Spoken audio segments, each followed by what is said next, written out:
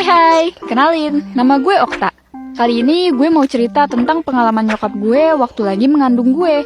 Mulai dari teror gaib tipis-tipis sampai yang beneran serem. Yuk kita mulai ceritanya. Gue akan cerita dari awal mula waktu gue kenal ya guys. Mama dan bapak gue dulu ketemu di salah satu PT di kota B yang ada di Jawa Barat. Ceritanya cinlok gitu guys. FYI, mama bapak gue itu dua-duanya asli orang Jateng ya. Mereka pacaran dan gak lama dari jadian mereka langsung nikah tuh.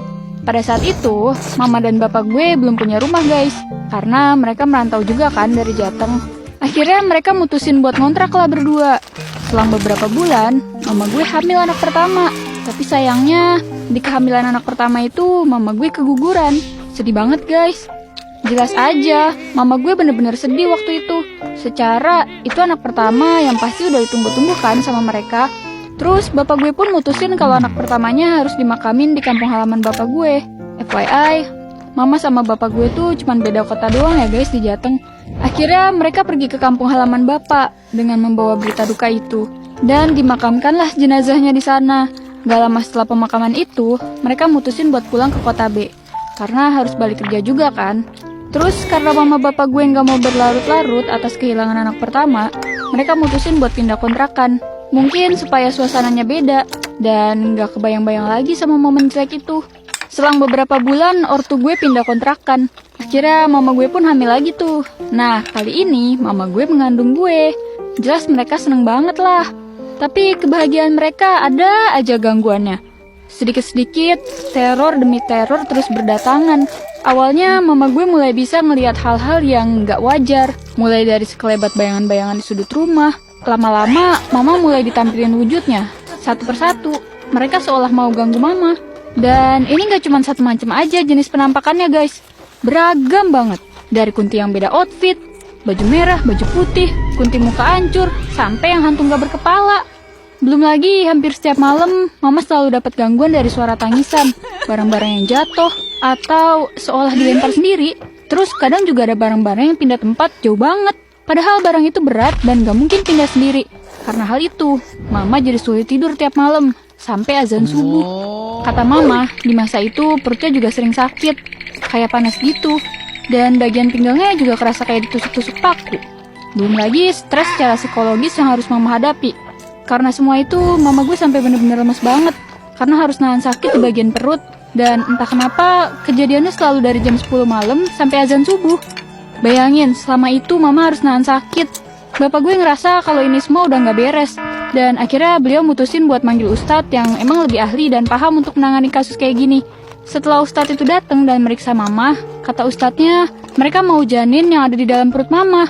Alias gue bejir, karena katanya gue harum.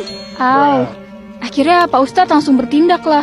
Setelah gangguan demi gangguan agak mereda, ortu gue disuruh cepet-cepet pindah.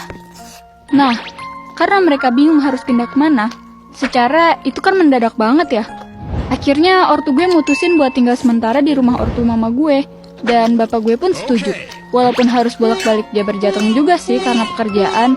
Tapi demi keamanan mama dan gue, bapak rela ngelakuin itu. Singkat cerita, lahirlah gue di Jateng. Dan mulai dari situ, bapak gue mutusin buat beli rumah kecil-kecilan dulu. Daripada harus pindah-pindah kontrakan. Gue lahir dengan sehat dan cantik tentu saja. Tumbuh dengan baik dan berhasil bawa kebahagiaan buat keluarga.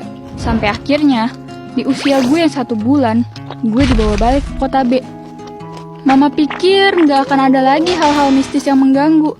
Tapi ternyata, setiap malam, gue yang masih bayi gak berhenti nangis sampai azan subuh. Setelah lewat subuh, baru gue mau tidur. Dan itu terjadi dari gue masih bayi sampai gue usia 1 tahunan. Ortu gue cuma ngira itu paling cuma tangisan anak-anak aja. Karena masih bayi juga kan. Jadi dikiranya cuma rewel yang normal. Tapi ternyata lama-kelamaan gue yang masih kecil itu mulai gak mau masuk rumah. Gue mau masuk rumah cuma dari jam 6 pagi sampai jam 4 sore doang. Dan kalau lewat dari itu, gue pasti langsung lari keluar sambil nangis kejer. Yang bener-bener sampai teriak gitu loh. Sampai hampir setiap malam, gue bisa tidur di rumah tetangga gue yang ada di depan rumah. Karena saking gak mau masuknya gue ke rumah sendiri. Ortu gue akhirnya mulai cari orang yang bener-bener bisa obatin gue. Karena kelakuan ini bener-bener aneh dan mengkhawatirkan. Sampai akhirnya salah satu tetangga gue usulin ortu gue buat datengin orang satu ini. Panggil aja namanya Pak Asep. Pak Asep ini tinggal di kota yang beda sama kita. Dan beliau tinggal di salah satu pondok pesantren di kota tersebut. Gak lama dari situ, bapak gue pun langsung tancap gas lah, jemput Pak Asep ke rumah buat obatin gue. Ternyata di teras gue ada kakek bungkus yang kalau disuruh pergi, syaratnya harus digendong. Sedangkan yang selalu ganggu gue itu ada di kamar gue sendiri, yaitu Mbak Kun. Dia bilang dengan kata-kata yang sama kayak makhluk yang ganggu mama gue dulu. Kurang lebih dia ngomong gini, "Gue mau anak ini. Anak ini harum." Bayangin aja, lu disukain sama Mbak Kun. Katanya karena gue wangi.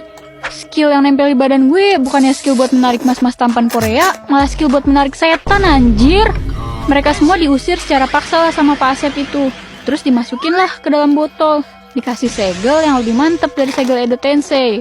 Abis itu dibuang ke sebuah bukit. Setelah semua kejadian itu, sekarang gangguannya udah gak terlalu parah. Emang sih, gue masih bisa lihat mereka.